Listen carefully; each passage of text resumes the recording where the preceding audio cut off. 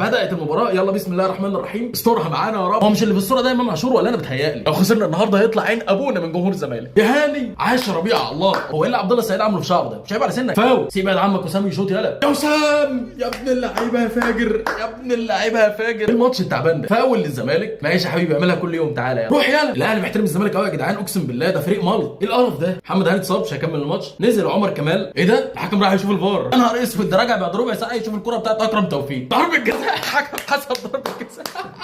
لعيبه الزمالك راح تضرب الحكم. حمزه المسلوسي خد انذار. سيف الدين الجزيري انذار هو كمان. دونجا عامل راجل ورايح يمسك في لعيبه الاهلي ليه مش عارف. ايه التهريج ده يا جدعان؟ الزمالك بيتسحب من المباراه. اقسم بالله نادي مضحك جدا. يلا حبيبي يلا يا بابا، هترجعوا تاني زي الكلاب دلوقتي. اسمعوا مني بس، هترجعوا زي الكلاب دلوقتي وتلعبوا الماتش. سلام عليكم. نادي الزمالك رجع يلعب الماتش تاني.